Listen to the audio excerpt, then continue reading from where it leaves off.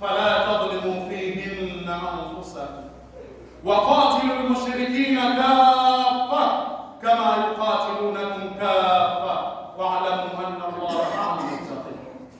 وقال أيضا والفجر وليال عشر واشهد أن لا إله إلا الله وحده لا شريك له واشهد أن محمدا عبده ورسوله صلوات الله وسلامه عليه وعلى آله وصحبه الغر الميامين. أما بعد، أوصيكم عباد الله ونفسي بتقوى الله وطاعته، واعلموا علم اليقين أن الفوز والنجاة للمتقين، فنسأل الله أن يجعلنا من المتقين. Watukufu wa Islam, sina budi kukuhusieni kama ilivyowajibu kuhusia nafsi yangu juu ya swali zima la kumcha Allah subhanahu wa ta'ala. Ikiwa uko makini kabisa, hotuba ya kwanza tumepeana maelekezo pamoja na umuhimu wa swali zima la kullahi, na hotuba hii ya pili insha Allah tutazungumzia kitu kinachoitwa fadlu ayyamul ashr min dhil-hijja, utukufu wa masiku 10 ya mwanzo ya mfunguo tatu.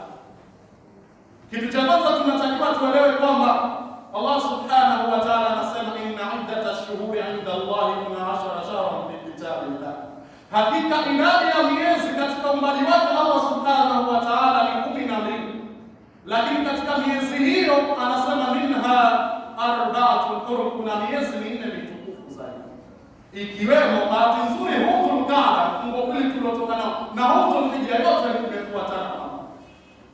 Kwa miezi hii Allah anasema dhalika ad-din fala tadhlimu fihinna anfusakum, msizidhulumu ndani ya miezi hiyo mitukufu nafsi zenu kwa kufanya dhambi. Maana yake dhambi mbalimbali kama ilivyokuwa ina thamani, na dhambi itakuwa ina daraja, thamani mbaya kwa Allah subhanahu wa ta'ala. Tena Allah anakwambia dhalika ad-din, ufanye hivyo dini iliyokuwa strong sawa sana.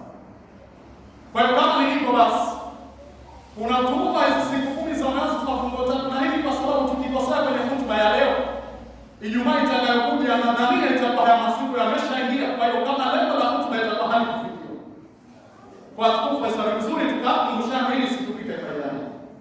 Allah subhanahu wa ta'ala ameapa, na kila alichokiapia kina faida kwetu, kwa kusema wal fajri, na hapa kwa fajri wala layali ashr, na siku 10 za mfunguo tatu. Kazi ya pili, limadha aqsama Allah biha, kwa nini Allah kazi ya pia? Kwa sababu yake na makubwa. Ahbati billah, siku hizi tunachotakiwa watukufu wa Islam kwa ufupi kabisa, iktharu a'mali salih, ni sisi kuzidisha amali njema. Siku hizi tunatakiwa tuzidishe amali njema, kwa hadithi ya Ibn Abbas aliyotokea kwa Mtume sallallahu alaihi wasallam kwamba ma min ayyamin al-'amalu salih ahabbu ila Allah min hadhihi al-ayyam, hakuna masiku ambayo amali njema zinapendeza zaidi kwa Allah subhanahu wa ta'ala kuliko masiku haya. Masiku gani haya? Yaliyoambiwa masiku ya 10 ya mwanzo ya mfungo tatu, ambayo yatatukabili inshallah mbele. Kwa hakuna amali iliyokuwa bora kuliko amali itakayofanywa ndani ya masiku 10 haya. Kwa ina maana kwamba Mtume sallallahu alaihi wasallam anatuambia kwamba tujikaze katika kufanya. Maswahaba wao wakasema, maswahaba katika hadithi, wala ya Rasulullah, wala jihad fi sabilillah, wala jihad. Wanamuuliza, wanashangaa, maana jihad unakwenda pengine kuna kufa na kupona au bibi pana. Mtume sallallahu alaihi wasallam anasema wala jihad fi sabilillah, wala jihad haingii kwa amali itakayofanywa ndani ya masiku 10 haya. Labda Mtume sallallahu alaihi wasallam akasema illa rajulun, isipokuwa mtu ambaye kharaja bi nafsihi, katoka kwa nafsi yake wa mali na mali yake, falam yarji min dhalika bishay, hakuuliza chochote kwamba kafaru, ama huyo hawezi kuyazidi masiku, yani lazima atayazidi kithamani mali, lakini kwa aliyekwenda hata kama kamuua adui kaua tumie, lakini karudi salama, basi amali itakayofanywa ndani ya masiku haya ni bora. Ahibati fillah, hadithi nyingine ambayo ilipokea Jabir anasema, Mtume sallallahu alaihi wasallam, afdalu ayyami dunya al-ashr, masiku bora au masiku bora ya duniani ni haya masiku 10 yanakusudiwa mfungo tatu ya masiku. Kwa hiyo maana yake anataka mkusubaka na kuhimiza kufanya amali sana.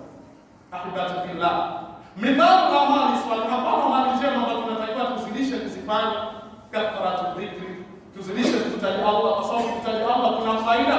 Ni mada ambayo nadhani tumeshawahi kuzungumza hapa na kurekebisha, lakini vile vile kathratu salati ala nabii, tumsalie Mtume sallallahu alaihi wasallam kwa wingi kabisa, lakini kathratu tasadduq,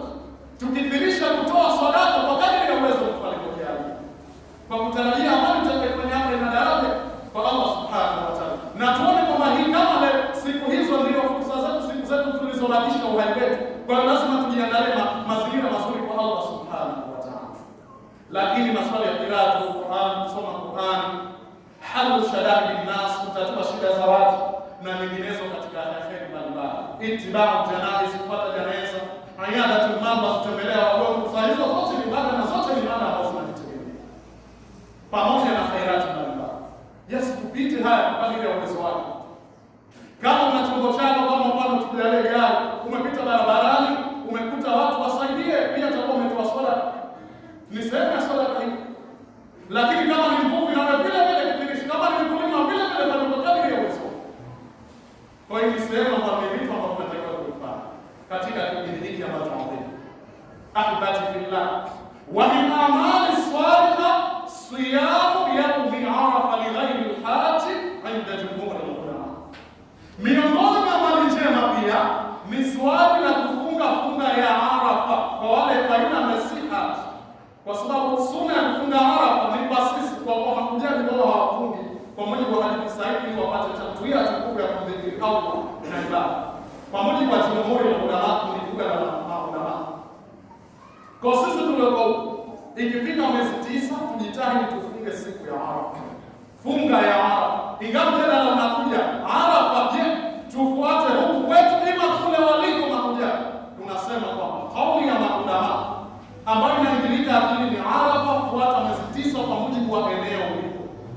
Mwezi 9 unapokufikisha hapa, na kwa sababu hakuna mafungamano baina ya kisimamo kile cha tunafunga ya Arafa, kwa sababu mahujaji kama kuna kifungamano wao wangefunga na sisi tukafunga. Na swali linakuja, sisi tumefunga miaka kadhaa, hakukuwa na utandawazi unaotuonesha, kwani ndio tunafikiria hii tofautiana ndio leo imetofautiana zamani. Kufunga mwezi 9 pale ambapo uliposijitie mashaka, lakini ambaye anaona yeye ndio lazima mwezi wa au lazima apate kule na apate hiyo kauli ipo ya Muhammad, na kisiko ile ambayo inakuwa uzito. Na hata alipoulizwa Sheikh Uthaymeen, Ibn Taymiyyah, wanazuoni pale Saudia walipotoa fatwa ni hivi ya mtu ambaye yani yeye kwa sehemu nyingine kwa mwezi 9, kwa sehemu nyingine pengine kule wanasimama Arafa, fatwa aliyosema afuate aliko ndio fatwa. Ina maana ni kama kwamba wewe kufuata sehemu, wewe unafuata kauli ambayo yule unamwambia yeye mwenyewe haliko hivyo. Haya ni maswali ya elimu ya funga pale ambapo ulipo wewe. Lakini tunasema kwamba baada ya watadisi wao kwa mujibu wa fahamu wao, kwa sababu kauli ya Ahmad bin Muhammad mwezi wa dunia sawa pata kitu cha msingi ninachozungumza kwamba asitokee mtu akakufurisha watu akwambia nyinyi mliofunga huku funga zenu sio, wewe huna haki ya kusahihisha kitu chochote. Inakuwa ni utovu wa adabu, kama kwamba darasani wanafunzi hawatilie right wa wanafunzi wenzake. Sasa anaye hakisahihisha ni mwalimu, itakuwa utovu wa adabu. Kwa hiyo sote tunafanya kwa mujibu wa dalili, basi sote adabu tutapata. Kwa tuache maneno ambayo ya kukuzi ya watu kuwakufurisha, kuwakatisha tamaa. Hii si tabia. Pamoja na maulama wametofautiana kwenye maswali mengi sana, lakini walikuwa wanaheshimiana. Na ndio maana Imam Shafi anasema kauli sahihi, maneno yangu mimi nayahisi sahihi, hadi yahtamilu khata, kwenda kabeba makosa. Wa qawlu ghairi, na maneno ya mzee naona sio sahihi, ndio kama kweli. Maana hakukuwa na kitu cha kujifaharisha, tazkia tunafsi, mtu kujitakasa, kujikweza, kwa yeye ndio aliyepatia mambo, hakukuwa na kitu hicho. Sisi sisi mafundisho haya tumeyapata. Lakini hata kuhusu safari moja na maswahaba wasifanye swala rasmi mpaka wafike maeneo. Bali baadhi yao walikuwa walipofika jengo swala rasmi kwa Afrika, wengine wakaswali, wengine kwa sababu sasa watakwambia mpaka kule. Kwa wale ambao wameswali baada wamepata rai kusema inna salata kanat ala al-mu'minina kitaban mawquta, swala kwa waumini imewekewa nyakati maalum. Wale ambao hakuswali wamesema wa ma ataakum rasul fakhudhu, aliyempeni mtume kama tena nitakwambia vipi tutaswali kule. Kumbe leo kwa mtume sasa anawaharakisha waende haraka, lakini walipokuja kwa mtume sala wakauliza, mtume kwenda kwa aswabu yote imefanya. Tazama mtume sala leo. Leo mtu akikuuliza swali kwamba waliofunga kufuata kwao sasa wote hawa, ni kauli ya ukosefu wa adabu kwa Uislamu, si kauli ya Mungu. Kwa lazima hili tunaliweka sawa. Kwa funga ya Arafa, Mtume sallallahu alaihi wasallam faida yake, Mtume sallallahu alaihi wasallam hadithi alipokea hadithi patana, anasema ahtasibu siyamu yaumi Arafa, funga hii siku ya Arafa, kwa maana funga hii ahtasibu ala Allah, natarajia kwa Allah subhanahu wa ta'ala yakfira sanata allati qablahu wa sanata allati ba'dahu. Muslim kufuta madhambi Allah, kuifutia madhambi ya mwaka uliopita kabla yake